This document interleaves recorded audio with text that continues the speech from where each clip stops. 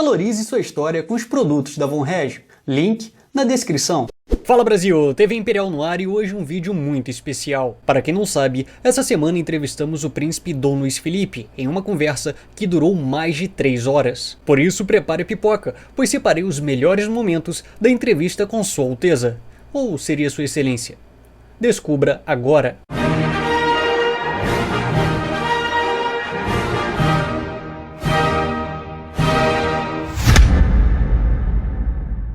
Sempre bate aquela dúvida. Então vamos iniciar assim. Alteza ou Excelência, hein? Luiz Felipe tá ótimo. Melhor nome impossível.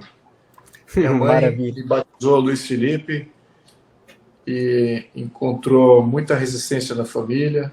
Pessoas que comentavam da história, né, da historiografia do nome. Tem o Luiz Felipe Orleans, foi o último rei da França.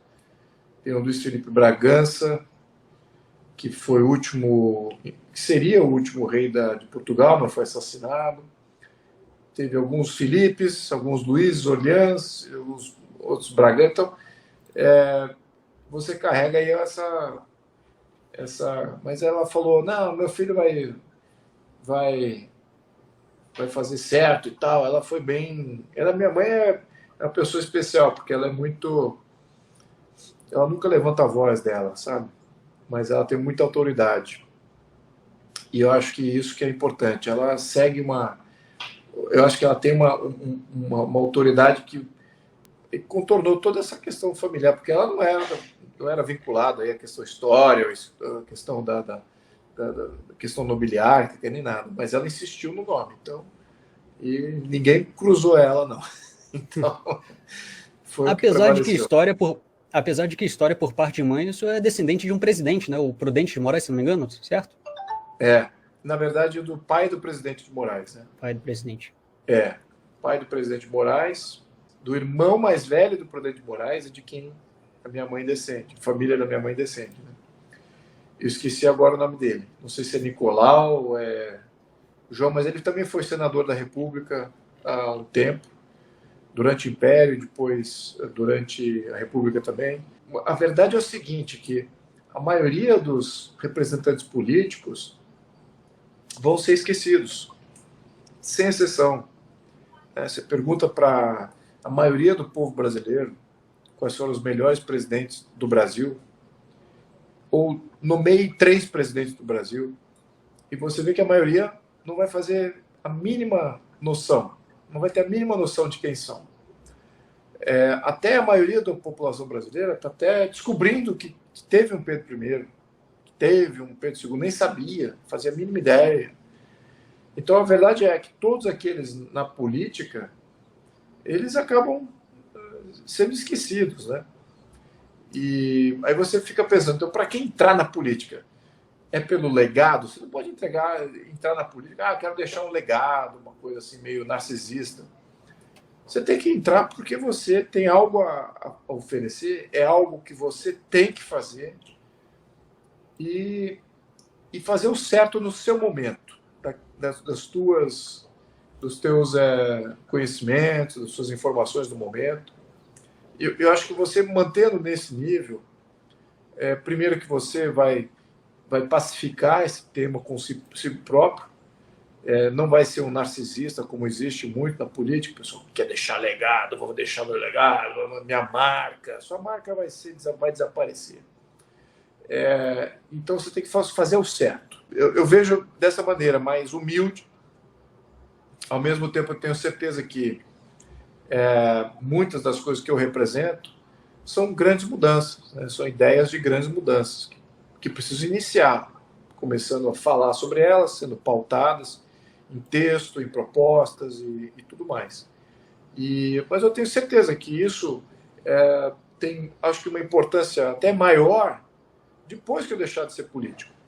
Depois que eu deixar a vida pública e não ter mais até vida. Eu acho que o impacto que você deixa é aquilo que você registra da sua passagem e para quem você registra a sua passagem. Se é para si próprio, para você olhar e falar, poxa, fiz bonito, ou se é uma mensagem que é universal, que mais pessoas precisam escutar para que eles também possam fazer diferença e continuar fazendo diferença no contexto político. É uma missão eterna, né? Falou sobre a questão do legado histórico. E, Dom Luiz, você teve uma iniciativa que eu achei fundamental, inclusive isso era uma crítica construtiva que eu já fazia à Casa Imperial há um certo tempo, que foi a questão de fazer um livro em questão da nossa fundação, do nosso império, com uma ótica de um membro da família imperial, né? O título até esse, é Império de Verdades, a história da fundação do Brasil, contada por um membro da família imperial brasileira. Eu gostaria de saber, foi só entre aspas, né, a questão do bicentenário, ou você realmente vê que chegou o momento de revisitarmos o passado e vermos que o período não foi aquele período de opressão, aquilo que o imperador mandava e desmandava? Foi isso ou foi só uma questão de, foi os 200 anos, vamos marcar a data? A ideia foi do próprio editor, né, de fazer um livro sobre o João VI, Pedro I e a Leopoldina, e que eram os membros fundadores do Brasil. Então, foi a ideia que veio deles, porque a demanda existe. E então, para mim foi ótimo, porque primeiro eu conheci melhor a história deles, segundo, desbancou vários mitos, e eu sempre olho isso com muito ceticismo. Todos os livros que fundaram aí a historiografia do Brasil, eu vejo com total ceticismo. Tanto do ceticismo revolucionário liberal do século XVIII e XIX, que tingiam já os historiadores. Então já havia anacronismo ali, contrário ao governo monarquia tradicional. Depois tem o ceticismo dos historiadores marxistas, que vieram aí no final do século XIX, início do século XX, que também tinham um viés aí republicano, marxista, anti-famílias hereditárias, né? Anti-herança, anti-unção divina, anti-igreja e tudo mais. Então já tinha muito desse ceticismo pela história contadas por agentes que eram anacronistas até no seu tempo. Então eu falei, poxa, é essa a minha percepção? Como eu convivi, tenho acesso à minha própria família, né? Meus pais, a geração do meu pai, né? Dos meus pais, é uma geração atrás. E podemos contar aí mais 2 gerações, né? Dos meus avós, você consegue traçar um pouquinho de padrão, né? De comportamento.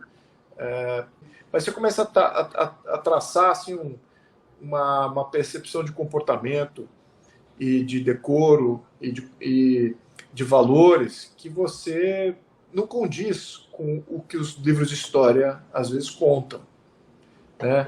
Se era realmente uma opressão, aqueles regimes opressores que vinham e mandavam e tal, e rompiam com toda essa fábrica, todo esse tecido orgânico entre a sociedade e o reinante, se era tão ruim assim, como é que as pessoas que você encontra, ao menos que tenham essa referência, o que eles falam, não tecem tanta visão negativa assim, né? Então, e fora quando você viaja também, na Europa, você encontrava lá os primos e algumas famílias reinantes. Então, eu comecei a tecer uma certa visão que a maioria das pessoas não tem. Pô, eu quero dar essa perspectiva, né? Pode ter coisa ruim? Pode ter coisa ruim. Agora, tem muita coisa boa. E tem muita coisa muito mais próximo de uma realidade de todos do que a maioria imagina. E foi isso que eu percebi. Pessoas pé no chão mesmo, né? Ao menos num contexto geral, se eu tiver que desbancar um grande mito aqui, é que todas essas famílias reinantes, na atualidade e também indo para trás, hein? Vou botar isso aí, vou botar esse comentário aí, porque é a minha opinião. São pessoas muito mais pé no chão e conscientes da sua realidade, que se aproxima tanto quanto a maioria dos cidadãos do seu país, do contexto da humanidade, no contexto histórico no qual ela vive. Então não é essa distância toda, o cara tá lá distante, diferentão, ele faz tudo diferente, a família é diferente. Não é nada disso. Ao mesmo tempo é um senso de responsabilidade. Esse sim, eu diria que é diferente. É só o senso de responsabilidade. O resto eu não vejo como nenhuma diferença. Eu diria que a gente teve três ou quatro, né? João VI, Pedro I, Pedro II e também a Princesa Isabel, como extremamente conectados com a realidade, conectados com o momento, com a função, com a responsabilidade que eles tinham que exercer. Nenhum decolou na megalomania, decolou no esoterismo e no romanticismo. Todos eles muito pé no chão. Você vê a história dos países em que não é assim, quando você tem 4 gerações que são voltadas a fazer um bem comum, como a gente teve aqui no Brasil. A maioria você tem o patriarca que faz tudo certo, aí o filho já não faz tanto assim, o neto desandou, aí tem que passar a dinastia para uma família cadete ali, né? Então não é assim uma sequência de 4 gerações que fizeram coisas boas. Então isso eu acho que foi importante até para a nossa história, né? Ratificou que é possível ter uma geração mais longa, elongada assim, de fazer coisa certa, ao mesmo tempo que expõe que... Eu diria que esse é o milagre do Brasil, né? Esse é o milagre do contexto brasileiro, né? De ter uma missão. O Brasil inspira isso, né? Eu diria que isso é fruto da inspiração brasileira, mais do que deles próprios, né? Da visão que eles tinham de Brasil, porque o Brasil refletia isso. Então, isso que eu acho que foi traído depois, né? Esse comprometimento, essa responsabilidade com essa ideia, com esse grande sonho, né? E como a República, nada parecido, nada, zero. Eu me lembro que eu estava viajando com meu filho, a gente foi visitar estava em Washington por uma passagem, levei ele, a gente foi visitar a casa do Washington, do George Washington, né? Que é uma fazenda bonita e tal, mas nada assim que você fala, nossa, mas eles preservaram lá a casa, na sua humildade toda, tá lá, né? Aliás, isso o americano faz muito bem. Aqui no Brasil a gente preserva absolutamente nada. Mas enfim, ficou um comentário à parte. Na casa do Washington, ali tinha um museu, lá ele comprou um livro. Ele pegou assim na prateleira, meu filho pequeno, pegou um livro os 40 e tantos presidentes, 45, 46 na época, eu não me lembro, presidentes americanos. Tem uma lista de todos os presidentes com uma biografia bem curta. E eu fiquei passando ali. Você vê que todos tinham uma missão muito clara de fazer o país grande. O comentário que eu fiz foi para o meu filho, falei assim, puxa, olha só, tem mais de 40 presidentes, olha assim, tudo bem, tem comentários aqui a colar, mas assim, nenhum deles você fala assim, isso aqui foi um mau cidadão, né? Isso aqui foi uma pessoa má, uma pessoa corrupta, que roubou do seu povo. Você olha assim no contexto, não, todos representavam esse conceito de cidadania que eu acho que o Brasil nunca teve, né? E essa ideia de você ser um bom cidadão, né? De você ter uma responsabilidade civil expandida e você olhar o seu país como sendo algo merecedor do seu tempo, do seu engajamento e cobrar dos seus representantes a altura daquilo que você é, né? O brasileiro, ele vota em quem ele é, e ele não é um cidadão, né? Na maioria, a cidadania do brasileiro está surgindo agora. Mas olhando para trás, as eleições passadas, para trás do século XX, todas de presidente, não tinha cidadania. O Pedro II não tinha muita preocupação com isso, de criar a cidadania, de criar bons cidadãos, de criar essa ideia de ter uma classe média empreendedora. Foi para a Síria muito para trazer esses empreendedores, né? Sírios libaneses foram os primeiros, classe empreendedora foram os sírios libaneses, né? A preocupação do Pedro II é muito clara, muito nítida, vendo aqueles mercados em Damasco, em várias áreas ali da Fenícia. Então ele queria aquilo no Brasil, então ele já fomentou relações ali para trazer a população para dentro.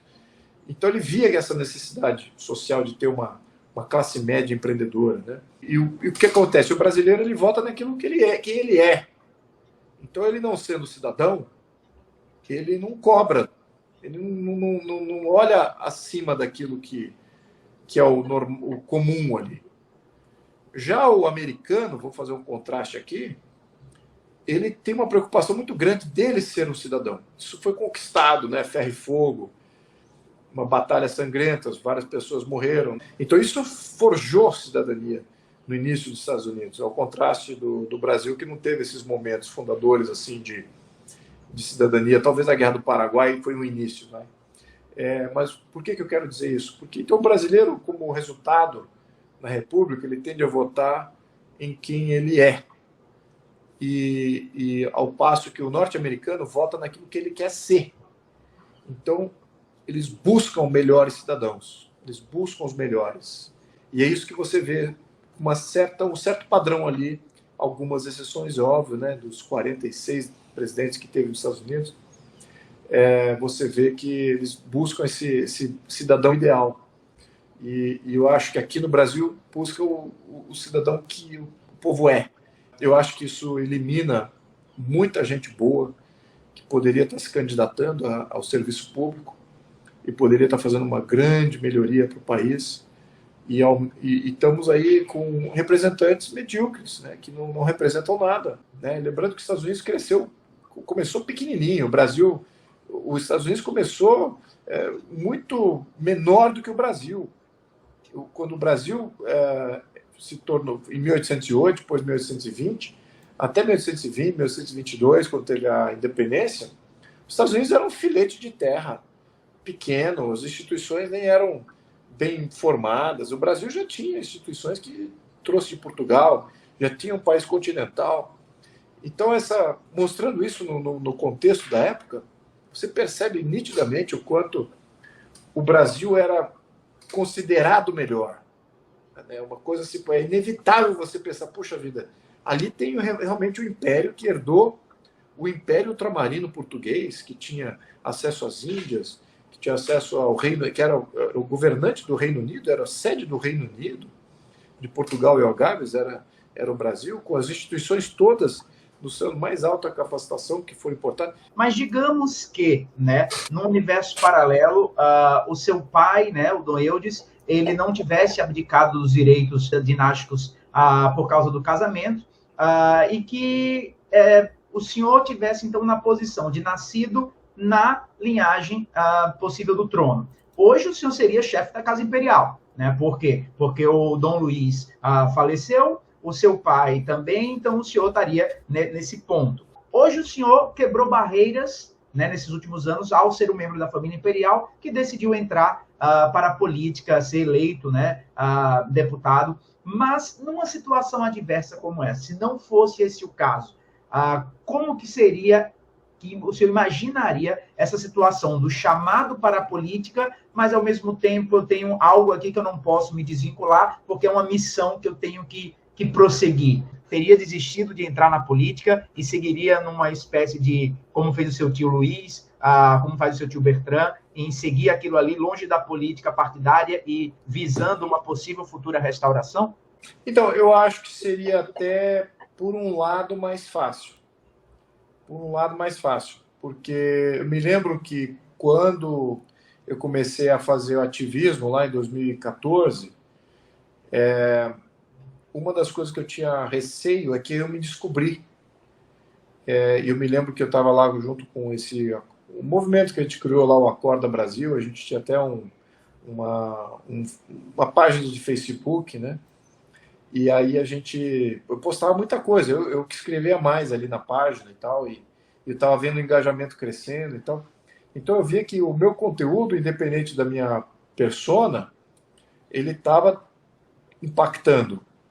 Então eu falei, bom, olha, interessante aqui, ninguém sabe que eu estou aqui por detrás disso aqui, quem é que está fazendo a postagem, mas aquilo está engajando. Então, eu me lembro que eu fiquei muito preocupado, era de botar minha cara a tapa, né? Porque essa herança não fui eu que criei, é uma coisa eu herdei, né? Eu sou herdeiro dessa história e ao mesmo tempo não sou o único, tem outros ali. Então eu posso estar maculando não só a historiografia de fato, como também a herança dos outros da família.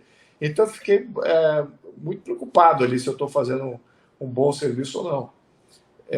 Então, isso eu diria que me limitou um pouco, né? Aí Você pode falar, isso me deu uma visibilidade maior? Pode ser também. Eu já tive situações assim, até na minha carreira profissional. Muitos ali tinham aquele preconceito normal que todos têm. Ah, isso aí é herdeiro, e isso aí tal, tem tudo bom, privilegiado, aquela coisa toda. E em alguns trabalhos eles achavam isso, né? Eu fui trabalhar em banco de investimento e é um dos lugares que mais demanda do seu tempo. Você trabalha 100 horas por semana, né? 80, 100 horas por semana. Então você praticamente não dorme, 4, 5 horas por noite de sono durante alguns anos, né? E muitos ali querem ver se você tem essa resiliência. E o preconceito é que você não tem. Não, que você é privilegiado, tá tudo certo, herdeiro, papapá, então você não vai conseguir trabalhar aqui, papapá. Então você tem que se provar. Aí no minuto que você se prova, o fato de você ter essa herança toda, isso dá uma turbinada a mais, entendeu? Foi, então olha só, aí isso torna-se, em vez de se tornar um ônus, torna-se um multiplicador. Mas é sempre a posteriori, nunca é a priori. A priori é sempre um preconceito. Então eu estou acostumado a lidar com isso, né? Esse preconceito reverso, aí, vamos dizer, né? Eu não estou nem aí com crítica e tal, isso aí não me afeta em absolutamente nada. Mas eu tive essa questão da família, eu tive que zelar um pouco mais, porque também eu estou lidando com coisas que, apesar de eu ter estudado política, uma formação acadêmica mais estruturada nesse tema, nada substitui a experiência. Eu não sabia se eu estaria incorrendo em alguns erros, porque os meus tios, de uma geração superior, meu pai, meu tio, meus avós, eles tiveram uma experiência que é toda deles e uma visão que é toda deles. Eu fiquei preocupado, será que o que eu estou falando aqui viola o que eles pensam também? E até em termos históricos, né? Será que o que eu represento hoje, será que isso ofende Pedro I, que foi o que fundou o país? Será que eu estou em contradição com Pedro I? Ou será que eu estou em contradição com o que Pedro II pensaria? Então, eu não sabia, a verdade é essa. Em 2014, eu sabia menos do que eu sei agora.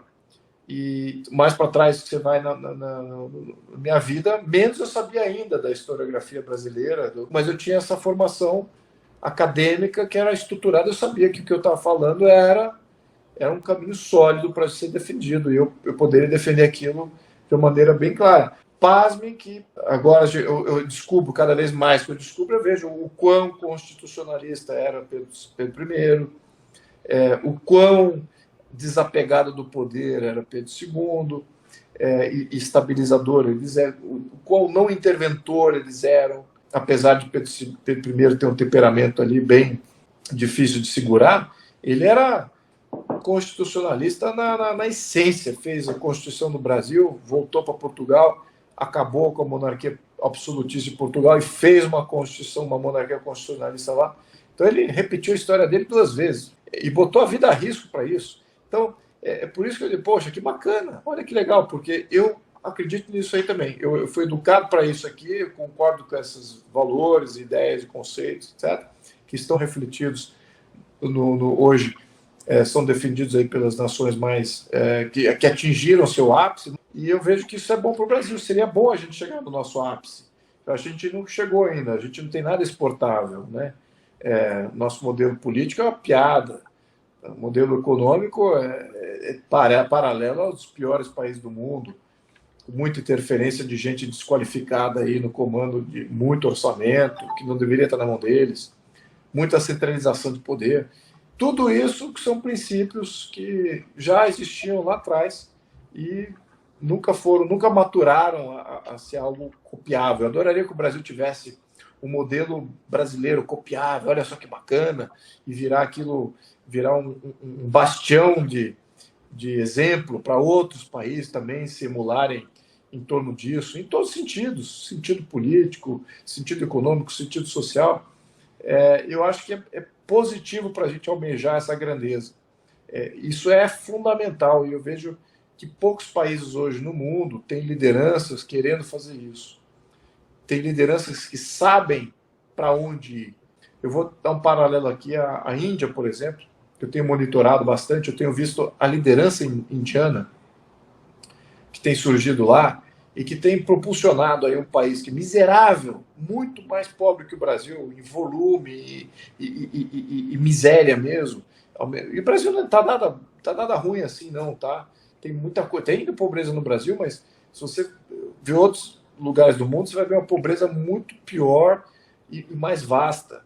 Mas você veja no contexto indiano, que isso eu diria que é uma pobreza muito pior e mais vasta, você tem lideranças que pensam com cabeça de primeiro mundo, com cabeça de propulsionar o país a ser um líder mundial, né? Ter defesa própria, armamento próprio, indústria que vende produtos para todo mundo, com milhões de engenheiros formados na cibertecnologia.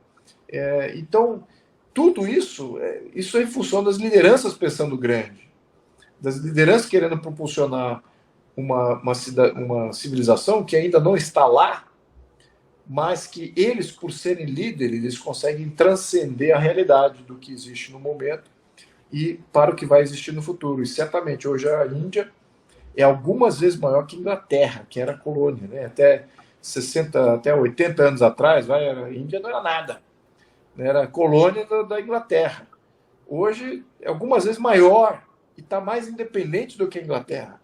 Olha que loucura, em menos de 100 anos você atingir isso. Qual a opinião do senhor acerca da monarquia tradicional católica, aos moldes da época de Dom João IV até Dom João VI, defendida por Guilherme Freire? Eu não conheço exatamente como é que era o modelo do que existia do João VI, a Constituição, ou menos o conjunto de artigos lá e de leis que davam poder ao João VI, ou até João VI. Mas o que eu posso dizer? Era o que existia naquela época em contrapartida a isso. O que existia na época do século XVII, XVIII, era o nascedor desse movimento liberal, né? E o liberalismo tem seus limites, não tem a mínima dúvida. Mas, ao mesmo tempo, ele tinha um raciocínio muito forte e que engajava e que engajou e criou o século XIX, que é constitucionalização de praticamente todos os países. E então, qual era a vertente aí? É você definir o seu destino e definir o destino da sua nação baseado em uma outra série de valores aqui, não dos valores católicos, exclusivamente. Eu acho que os países que tiveram o melhor resultado foram os países que fizeram a síntese dos dois.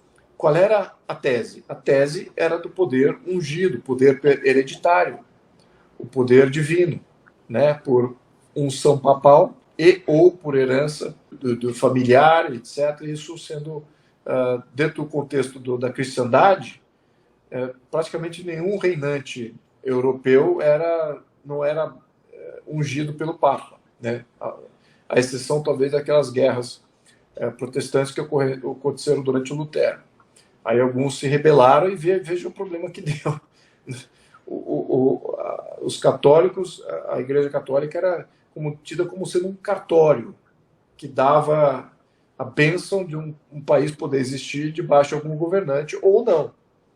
E o minuto que você começa a se revoltar contra a Igreja, ou revoltar contra os preceitos da Igreja, pelos valores lá que Lutero colocou, você já cria aí todo um embate de realidade civilizacional e de paz, né? Você criou um embate muito profundo, né? Que rompeu até com territórios, né? Porque o território também era definido pela unção papal, né? De uma maneira ou de outra.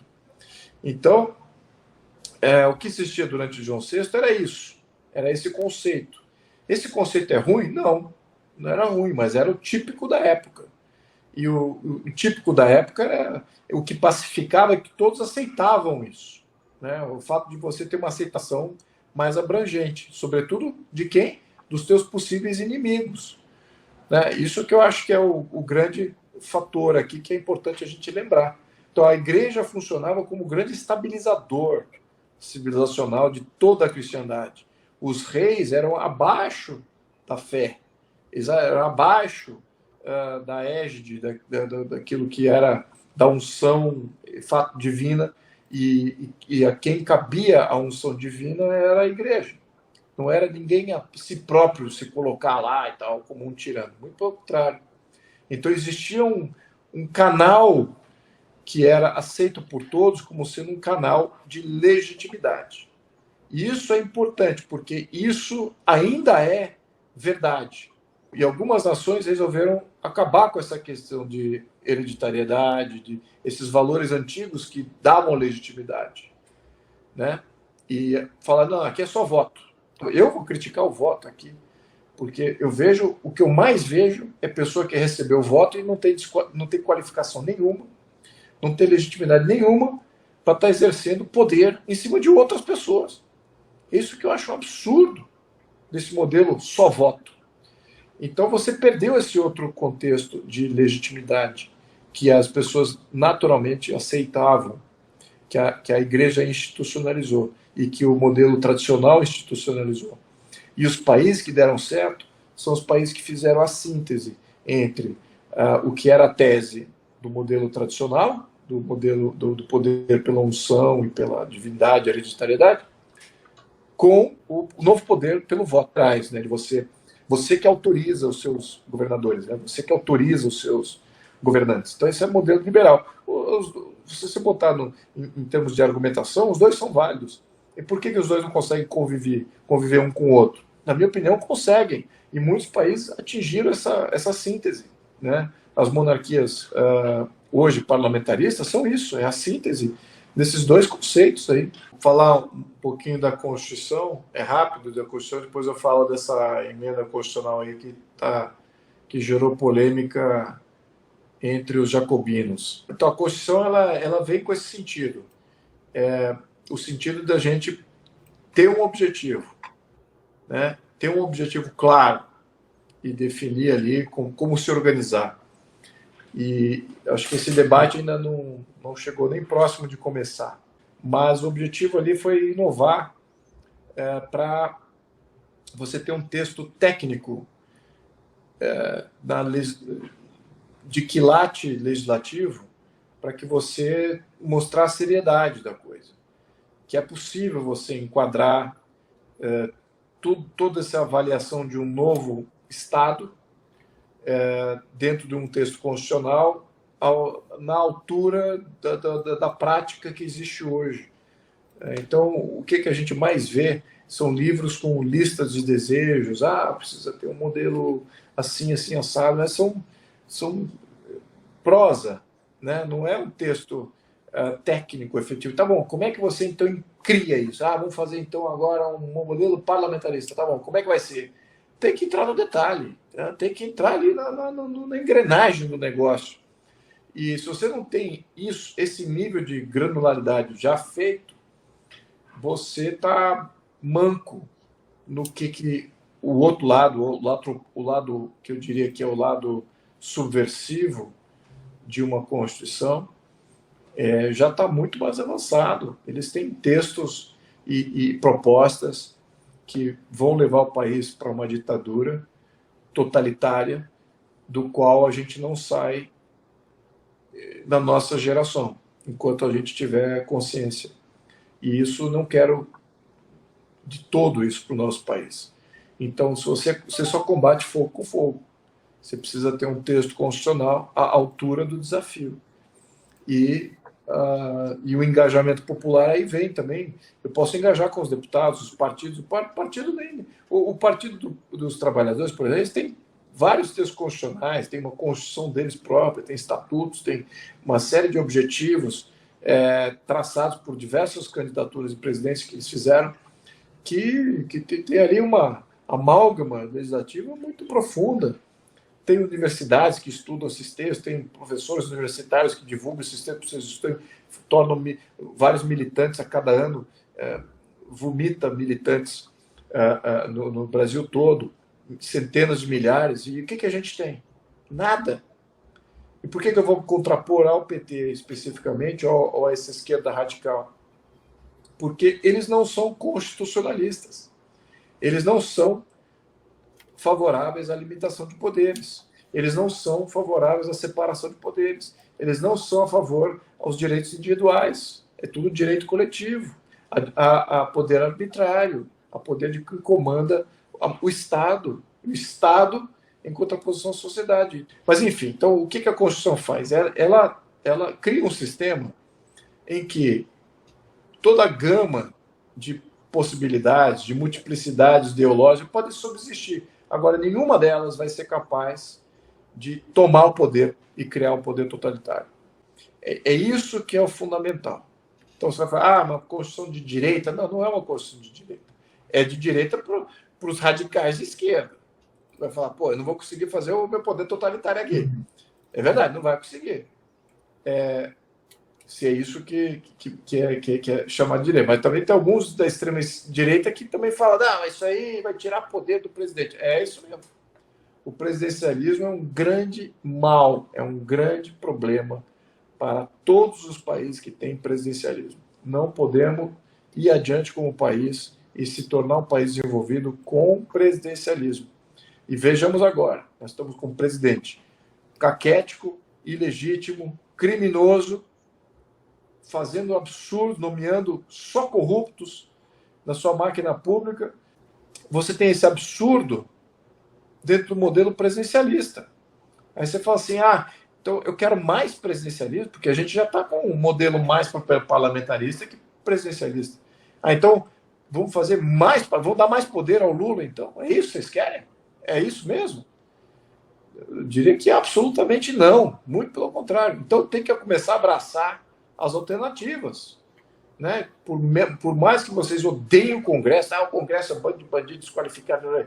É o fato de você ter essa multiplicidade ali, esse meião aí, isso neutraliza as extremidades. Tudo bem que no primeiro momento você pode até falar, puxa vida, tem muita coisa bacana que fulano e Beltrano representam, que esses projetos, o meião assim, do Congresso nunca vai conseguir colocar em pauta ou fazer avançar. A verdade é o seguinte, que se todos esses projetos de grande avanço, se todos aqueles que propõem isso, tornar isso popular, o popular faz com que o Congresso faça. É o que mais responde à opinião pública, é o Congresso. É o mais em sintonia com a opinião pública. O deputado é fraco. Ele não tem essa força toda de um presidente, a máquina pública embaixo dele. Ele é fraco. Então ele não tem poucas alavancas. E se a opinião pública está contra ele, ele fala, caramba, na próxima eleição eu estou ferrado. Então, ele não tem assim tanto controle de máquina, muito pelo contrário, ele depende de máquina, depende de recurso, depende de opinião pública, mais agora, graças a Deus. Então, a Constituição ela vem para isso, ela vem para criar um sistema baseado em ideias e que premeia uma separação de poder e tal, uma ampla estabilidade, freios e contrapesos em tudo quanto é lugar, transparência, etc., para que nunca surja ditadura no Brasil. Eu prefiro falar aí da emenda do Judiciário. O projeto do Judiciário vem em função dos últimos 4 anos, o que foi? O volume de interferência que você tinha do STF, e as nomeações que são feitas para o STF, de pessoas que não são juízes, que não vêm de uma tradição, de uma experiência de juiz. Então, estabelece diminuição das competências do STF, que é o que dá poder ao STF, é o volume de competências que ele tem. Ele pode tratar do tributário, do criminal, do constitucional, do eleitoral, ele trata de tudo. Então, temos que limitar, vamos limitar só o constitucional. É isso que a reforma faz, ela muda isso. Muda também quem pode ser nomeado, dá mais idade, tem que ser muito mais velho, tem que ter mais experiência, tem que ser juiz. Então isso aí já elimina todos esses advogados bandidos que estão loucos para ser nomeado para juiz do STF e ultrapassar todo o judiciário, que hoje são pessoas concursadas que trabalham como juiz durante várias décadas, vários anos, e não tem, e toda a alta chefia do judiciário está sendo comandada por pessoas nomeadas. Não faz sentido nenhum. E, ao mesmo tempo, você bota pessoas que não têm a mínima noção de limite e acabam criando aí violações incríveis da nossa Constituição. Então, esse era a proposta inicial, era esse o intento inicial. Então, o que era secundário na Constituição? Era reformar os outros poderes, o STJ, o Ministério Público, melhorar ali algumas coisas que eu diria que são laterais, e também a gente fazer a inclusão do TSE, de uma desambiguação do TSE, né, a Justiça do Eleitoral também é incorporada pela Justiça Comum, né, e as leis também passam a ser feitas pelo Congresso, a execução da eleição passa a ser feita por uma agência nacional e não pelo TSE. Então, isso tudo para você ter um modelo eleitoral mais amplo, menos concentrado no TSE, para que você tenha mais separação de poderes. E a mesma coisa com relação à Justiça do Trabalho. Por quê? Você incorporando a Justiça do Trabalho dentro da Justiça Comum, significa que todo juiz pode fazer causa trabalhista. Todo juiz pode exercer as leis trabalhistas, a CLT, ela não desaparece, a PEC não trata da CLT. Onde que surgiu fake news? Surgiu fake news em querer acabar com a nomenclatura da Justiça do Trabalho como sendo uma prática que impeça os juízes de fazer ações contra o trabalho escravo, contra abuso, contra qualquer denúncia. Nada disso. Não atrapalhem de todo. Ele simplesmente termina com essa burocracia separada que foi criada para a Justiça do Trabalho e incorpora dentro da Justiça. Não há por que qualquer juiz não possa tratar de questões trabalhistas. Não há porquê. E nem era uma questão principal, né? É uma questão totalmente secundária. Então, mas claro que eles nem perceberam as outras alterações, mas resolveram pegar esse gancho da Justiça do Trabalho para querer me desmoralizar, o que eles sabem que não é muito efetivo, mas era mais para intimidar outros para assinarem a PEC.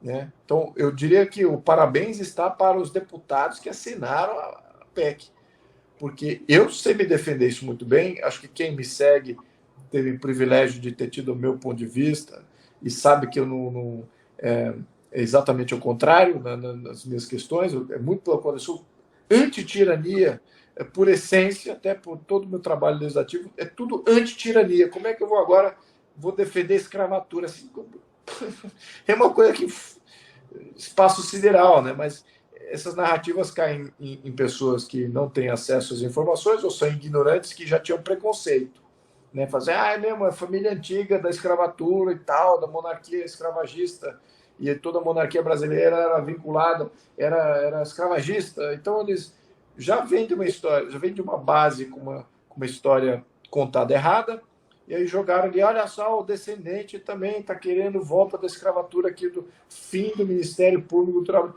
Assim, é fake news total. Dom Luiz, na época que Dom João ficou cativo pela corte, havia recursos e a possibilidade de Pedro I comandar uma investida a Portugal para libertar o rei Dom João VI e evitar seu assassinato? Boa pergunta. Eu acho que não. Concordo. Eu acho que não. Porque o João VI, ele saiu com os recursos do Banco do Brasil. E isso debilitou o Pedro I nesse interim, até ele refazer os cofres públicos. E abrindo aqui até para essa discussão. Então, respondendo a pergunta, eu acho que não teria como. Né? Então, para fazer uma campanha dessa, você precisa de muito recurso. E foi o que aconteceu mais tarde, né? Quando Pedro I enfrentou Miguel. Ele usou recurso próprio, né? Ele tinha... E praticamente zerou o que ele tinha. Ele usou muito dinheiro próprio ali. E eram muitos mercenários que estavam já em loco. Então não tinha que fazer essa viagem do Brasil até até Portugal, né? Uma campanha violenta, né? De você atravessar o oceano e fazer guerra do outro lado do mundo. Então, acho que o Brasil não estava com essa condição toda.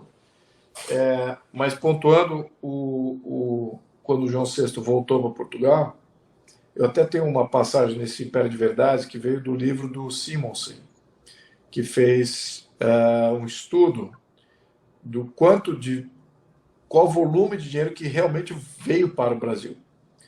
E então ele computa não só todo o erário português, mas também o dinheiro da corte, que virou os primeiros depósitos para o Banco do Brasil, né? Foi a formação do Banco do Brasil, veio com o erário português, foi todo trasladado junto com o dinheiro da corte. E tudo isso foi investido, né, no Brasil. Foi investido em portos, armazéns, estradas vicinais que interligavam povoados e uma série de fazendas, etc. Então, a formação de exército, a formação de uma marinha, a formação de bombeiro, tudo isso, o erário que veio de Portugal foi usado. Então, quando ele volta para Portugal, ele leva de volta uma parcela, assim, não era nem 10% do que tinha sido trazido. Então, a maior parte ficou aqui no Brasil. Então, esse aqui é bom a gente pontuar isso, né? Porque o dinheiro que, no fundo, a gente fala, é dinheiro brasileiro, então era dinheiro comum, era dinheiro do povo brasileiro, era dinheiro do povo português, era dinheiro dessa ideia de comunidade, de Reino Unido. Era isso que era importante. Uns contribuíam mais que os outros e alguns outros contribuíam de formas diferentes. Mas era um contexto como, se você for olhar aqui, de Estados-membros contribuindo para Brasília, né? Como é que funciona? Onde é que está Brasília? Então, Brasília, durante o Reino Unido, de Portugal, Algarves e Brasil, quando foi elevado o Brasil a Reino Unido, né, o Brasil era sede. Então, estava tudo aqui. Então, onde é que estava o erário, o roubo de todo o Brasil? Está tudo aqui. Você tem que olhar o ser humano que está ali, o João VI, né? Tem que olhar ele como o ser humano, e de fato esse daí é o mais pé no chão impossível. É o cara que microgerenciava o Brasil, né? Sabia de tudo, tinha todas as contas, ele era frugal, mão de vaca pra caceta. Então, não era uma pessoa assim muito voltada a sonhos esotéricos e megalomaníaco, nada disso. O cara totalmente pé no chão. Ele com certeza já percebeu também, né, como guarda uma semelhança física extremamente forte com o Dom João VI, né? Existem algumas pinturas, existe uma imagem na internet, se você já viu, que tem uma foto sua e uma pintura de Dom João VI, e existe essa proximidade muito forte. Dom João IV. Dom João IV. Dom João IV, desculpa. Dom João IV. Dom João IV, mais distante ainda, né? A minha pança tá chegando Eu explico isso mais em função da coesão de famílias, né? Você veja os Orleans, por exemplo, eles eram Bourbon. Então, todo Orleans que casava com Bourbon era a mesma coisa que um Bourbon casando com Bourbon. E você vê isso reiterado várias vezes. Então, por isso que eu falo, é primo várias vezes, não é primo em primeiro grau. Primo em primeiro grau de manhã, primo em segundo grau do outro, então acaba. Se você for ver o lado Orleans, tem muito Orleans que parece Bourbon também, que parece alguns dos Bragança. E os Bragança vêm dos Avis, que eram descendentes de progenitores também vinculados aos Bourbon. Então, é tudo. E depois Pedro I casa com uma Bourbon. E depois. Desculpa, Pedro I não. João VI casa com a Bourbon, depois você tem a Leopoldina, que também tem várias ascendentes aí, cruzando lá o fio várias vezes ali. Então bem comum isso aí. Eu diria que é um DNA bem forjado. Eu acho que, olha, candidatura a executivo. Para você ser candidato a executivo, você precisa ter um apoiamento bem amplo, popular. Você precisa ser popular. Para você ser popular hoje, quer dizer que você precisa aparecer E para você aparecer nos dias de hoje, você precisa fazer bastante estripulia. Ninguém aparece com aquele discurso chato, monótono, acadêmico, né? Então, a população, acho que no mundo inteiro, não tem muita vontade de ficar assistindo discurso assim muito professoral e tal. E esse é meu perfil, eu sou mais assim. Eu sou menos do gênero estridente, do gênero que quer aparecer no combate de pessoa com pessoa, que não vai levar absolutamente nada. Mas então, enfim, então vamos ver. De repente a população quer um cara chatão mesmo. Que é um cara um pouco mais professoral, assim, que é um perfil mais, isso aí que estamos precisando. Talvez, se isso se tornar popular, né, eu diria que é por aí. Né, aí cabe quem me ajuda a me tornar mais popular, né, dentro do meu jeito mesmo. Né. Então, você tem a questão de popularidade, tem a questão de apoiamento de partido, que é importante, e uma coisa puxa a outra, resultado eleitoral. Né, todo mundo está falando, poxa, você tem que estar sempre com o resultado eleitoral assim bem mais crescente, ou forte, pujante e tal. Então, isso são sinais positivos que te levam a galgar um espaço maior. Não adianta só se candidatar. Né? Você precisa já definir como é que está a tua imagem, se a tua imagem tem aquela coisa. O que eu digo que é uma coisa que não me... Eu prefiro herdar do que tentar me fazer popular, me fazer famoso, sabe? Isso é uma coisa que eu ainda não li o livro em que pacifica esse tema, que pacifica o tema entre você ser uma celebridade e você ser um servidor público. As duas coisas, na minha opinião, não caminham na mesma pessoa. E quanto à mudança, se é possível você ver uma mudança, semipresidencialismo ou mesmo parlamentarismo, você vê a curto, médio prazo? Então, o pessoal pensa que, né, quem que pensa? Semipresidencialismo, você tem alguns apoiadores, mas eu digo que isso é péssimo para o Brasil. Isso não é bom. O semipresidencialismo que eles esperam atingir, eles talvez esperam atingir um semipresidencialismo parecido com o de Portugal, da França. Mas é mais provável que eles vão atingir o semipresidencialismo da Bielorrússia, da Ucrânia e da Rússia, que são 3 tiranias, aí, 3 ditaduras. Então, você não tem... É um perigo o semipresidencialismo. É um perigo. A Alemanha foi semipresidencialista e virou a Alemanha nazista. É por isso que eles não voltaram atrás para ser semipresidencialista. Eles foram adiante para ser um modelo parlamentarista. O único modelo parlamentarista republicano que, na minha opinião, dá certo. Agora, que o pessoal aqui fala sobre isso, fala, e é perigoso. Porque eles falam sobre o semipresidencialismo, não falam sobre o parlamentarismo. E o que deu certo no Brasil foi o parlamentarismo, né? Quando era debaixo de Pedro II. Exatamente quando Pedro II, em 1847, abre mão do Poder Executivo e deixa lá um presidente do Conselho de Ministros como sendo o Poder Executivo, que ele nomeava. Aí você fala, mas ele nomeia, então isso é mais como... Parece mais semipresidencialista. É verdade, parece mais. Só que eu acredito em eleição separada, eleição para o chefe de Estado, ao menos no primeiro momento, até haver uma restauração monárquica. Isso aí, claro que depende do movimento social. Mas, mesmo no modelo republicano, se você elege o chefe de Estado, competências separadas, e elege um executivo, como é um primeiro-ministro da Inglaterra, por exemplo, você tem 2 entidades com legitimidade separadas e um faz o freio do outro. Então, muito importante isso. Podemos mudar isso no Brasil? Podemos. Vai depender de quem? População, opinião pública, momento político. Eu acho que esse governo agora vai suscitar exatamente isso.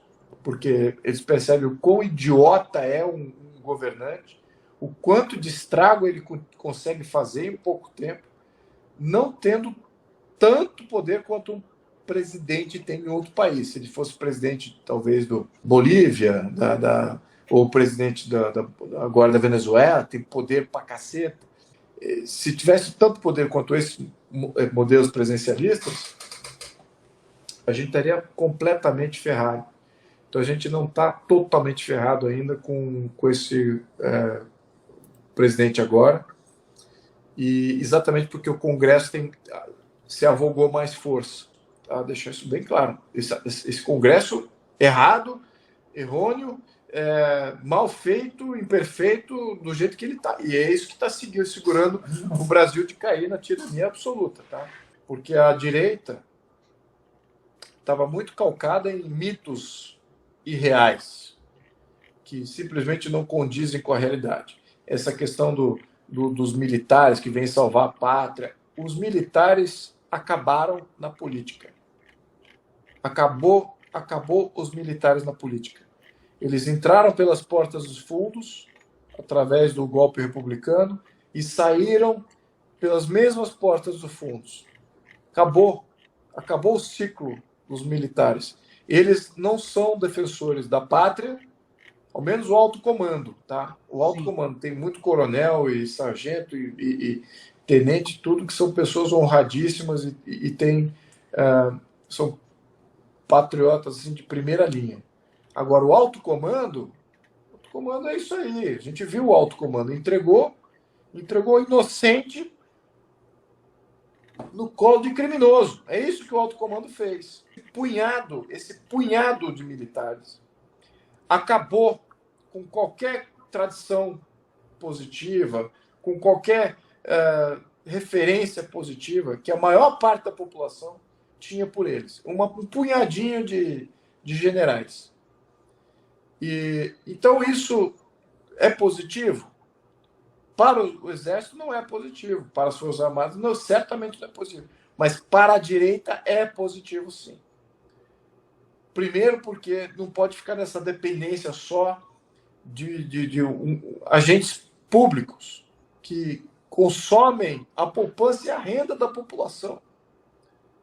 Não tem cabimento essa entrega ao funcionalismo público como um todo, seja ele um membro da parte de segurança, seja ele um membro da parte do judiciário, seja ele um político eleito. Não podemos, como sociedade, não podemos entregar poder sem vistoriar, de uma forma como se fosse assim uma entrega assim idólatra a funcionários que não passam de funcionários públicos. O que esse alto comando fez? Ele transformou o que eles já eram mesmo. Eles são funcionários públicos, eles não são defensores da pátria, não são nada disso. Você consegue cooptá-los com previdência, consegue cooptá-los com melhores salários, com cargos aqui e acolá. Eles todos têm suas fragilidades e são muito mundanas, não são nada elevadas. É isso que ficou comprovado, porque eu fui ativista durante muitos anos e aquilo me forjou uma nova persona, ou uma nova parte da minha persona que eu não tinha antes. Garanto a todos vocês que estão me escutando aqui até agora, até 2014 eu estava olhando para o meu próprio umbigo. Eu não pensava em Brasil, eu não pensava em sociedade, eu não pensava na minha família, eu não pensava na minha história, eu não pensava no futuro do meu país. Não pensava em nada disso. Eu nem sabia que eu não pensava nisso. Mas a partir de 2014, eu tive uma certa... a comunhão que eu tive com outros brasileiros, saindo para a rua, militando em prol da sociedade brasileira, em prol do país, contra o que eu percebia, junto com os outros, que era uma ditadura que estavam querendo se criar em torno de uma proposta da esquerda, e todos os agentes que estavam envolvidos e tudo mais. Aquilo me deixou com uma missão que eu sigo até hoje, né? E eu estou ainda vinculado com aqueles momentos lá de agonia, de como cidadão não saber o que acontece dentro do Estado, dentro da máquina pública, como é que pensam os políticos, como é que faz uma lei, como é que muda o sistema. Eu não sabia nada disso. Então, uma agonia de uma ignorância que eu tinha naquele momento, ao mesmo tempo que eu vi como eu faço com tudo que eu percebo que é importante para mim, eu encaro isso de frente e com muita responsabilidade. De todos os personagens históricos de sua família, qual deles Sua Alteza acha o mais injustiçado pela história? Olha, o menos eu sei, tá bem claro. O Pedro I é o menos injustiçado, ele fez história. Ele capturou a história no momento dele e ele transcendeu uma mudança muito grande. E é o tipo da personalidade que faz história. Então a história fez jus ao nome dele. Quem são os mais injustiçados? São dois. O primeiro é o João VI, que, na minha opinião, foi o grande fundador do país. Sem ele não teria Brasil, não teria.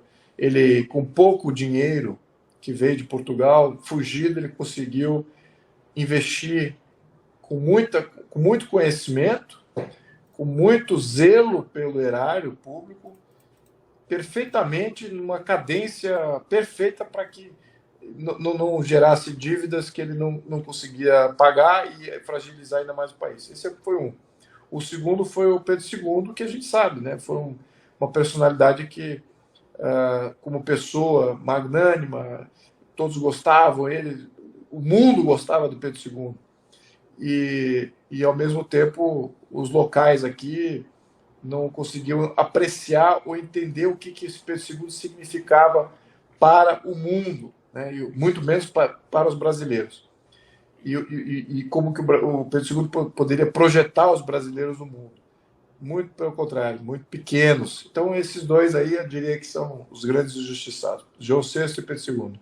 Boa noite, gostaria de saber se a causa monarquista já está chegando no plenário, se já falam sobre a nossa causa por lá. E eu aproveito para emendar e pergunto, como um Bragança foi recebido pelos deputados? Eu soube que teve um contato próximo com o Bonifácio, né?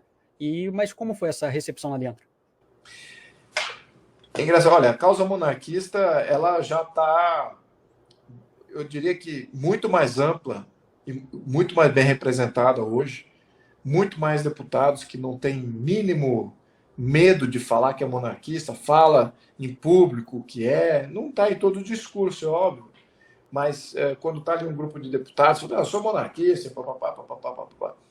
Então, porque de fato, acho que o que o movimento monarquista tem feito, e acho que é mais um movimento social, é apontar o absurdo que é essa república, né, num contexto de perspectiva, história e tal. Então, está sempre. Ele releva a história. E isso tem colocado um holofote na república e vemos os erros reiterados e todos eles sucumbem e falam assim: putz, olha só, realmente estava melhor em outros tempos e tal do que agora. Então, mas a gente tem que olhar para frente, né? Então, toda proposta de mudança e tal tem que ser tem que estar em linha com o futuro. Eu acho que esse é o grande desafio. Por isso que a nossa proposta constitucional, ela é um avanço não o que era a Constituição de 1824. Muito pelo contrário, é um avanço nos conceitos modernos de Estado moderno equilibrado, com representatividade, que é o grande desafio. Você ter um país que não é tirania, que tem estabilidade política e tem muita representatividade e transparência. É um grande desafio fazer isso. Como é que eu fui recebido? Muito bem, muito bem.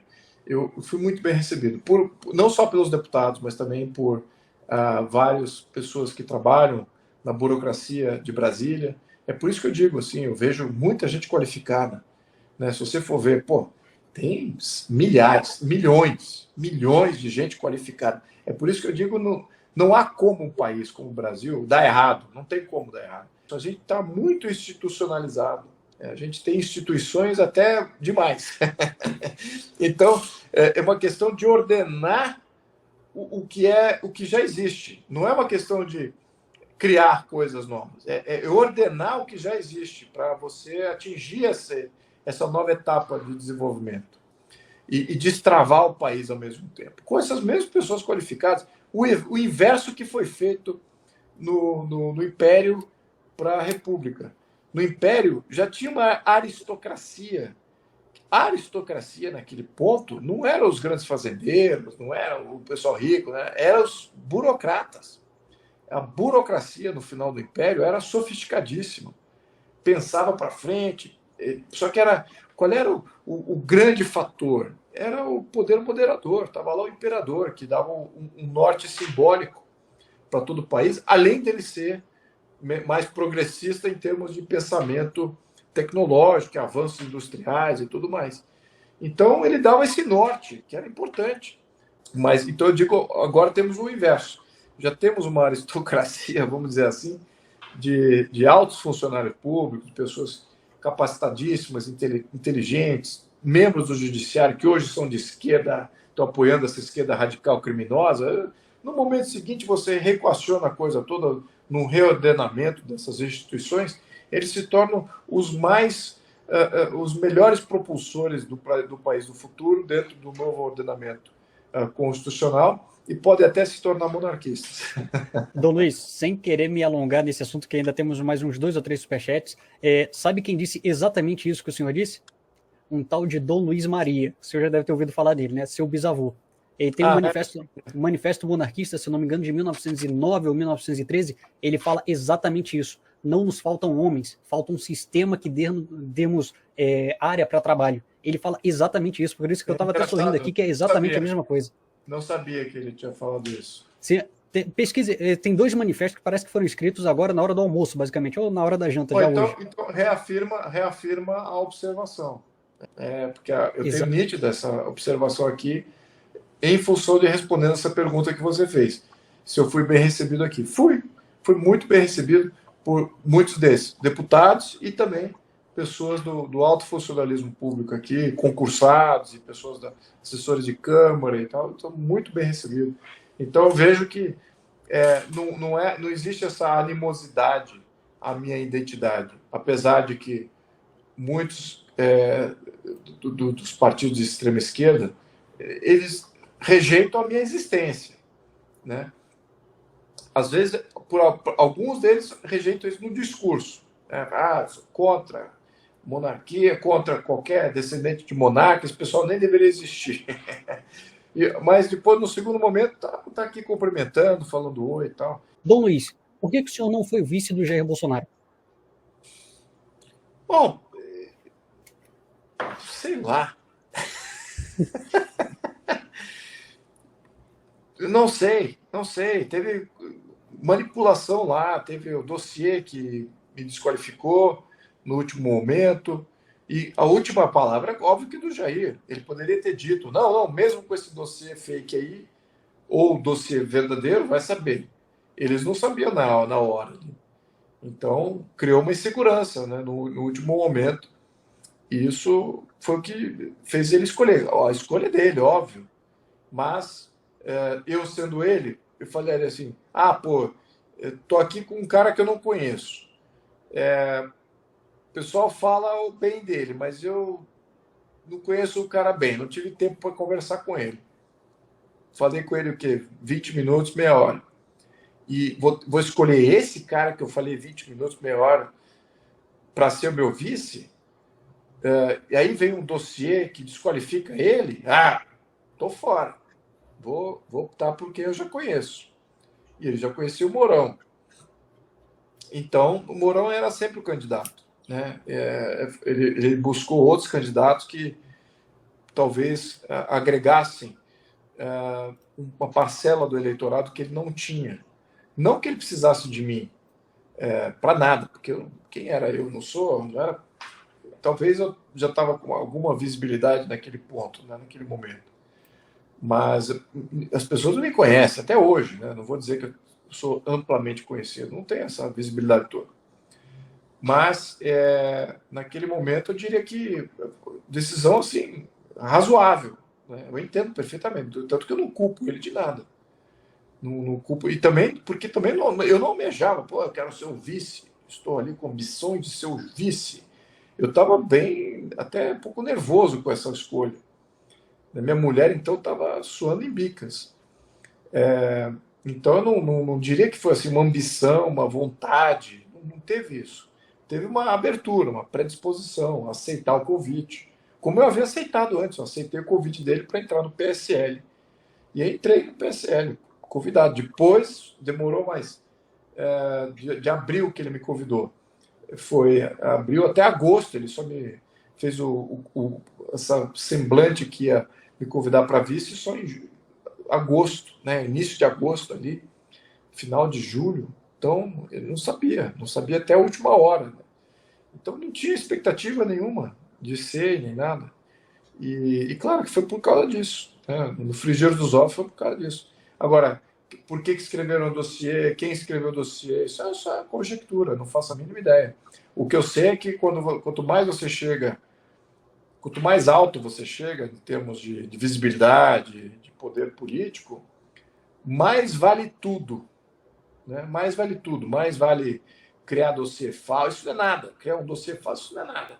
Né? O pessoal inventaria barbaridades aí para desqualificar. E isso é o de menos, para não dizer o que ele sofreu. Né? O Jair sofreu um atentado de facada, pelo amor de Deus. E ninguém está vendo nada disso. Né? Parece que sumiu esse caso. Tá aí, morreu esse cara, ninguém quer saber. Como país, a gente não pode avançar.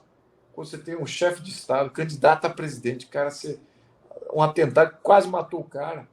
E ele, depois, como presidente, não conseguiu botar adiante a investigação. Pelo amor de Deus. Isso é um sinal que tem muita coisa errada no sistema. E aqui a gente falando de... É por isso que me suscita as obviedades que o sistema está errado são tão maiores do que essas brigas pessoais entre os deputados, ou que fulano disse que é do cicrano, de Beltrano, e ninguém está falando, vamos mudar aqui o sistema. Ninguém está falando isso. O óbvio, o gurilão da sala, ninguém vê. Mas ali as picuinhas, a novelinha das 8, todo mundo gosta. Todo mundo gosta de uma treta, de um meme, desqualificando outro fulaninho que não tem poder nenhum. Agora, mudar o sistema como um todo, ninguém fala. Então, é um aprendizado meu, pessoal também. Você veja que é só uma parcela pequena da população que tem esse mesmo nível de preocupação do que eu. Né? E aí você fala, bom, então, mas como é que eu vou ficar popular com isso? Eu não quero ficar popular, eu quero tornar popular uma coisa que é impopular hoje, que é a mudança de sistema. Quando mais pessoas olharem isso, a gente vai começar a melhorar, porque mais pessoas vão votar pela mudança dos sistemas para o lado certo. Meu muito obrigado pela sua presença, e agora sim, boa noite, Dom Luiz. Boa noite a todos, contem comigo sempre. Vamos se divertir nesse processo aí, porque a vida é curta demais e esperamos que nessa curta vida a gente consiga fazer as mudanças políticas que a gente sempre coloca aqui. É uma janela bem estreita no espaço-tempo comparado à existência dos países, das civilizações. No entanto, é o certo, e a gente tem que fazer o certo enquanto a gente consegue fazer o certo. É isso que a gente está. É para isso que a gente está aqui. Então, conte comigo para isso, tá? Perfeito. Sempre. Obrigado. Boa noite,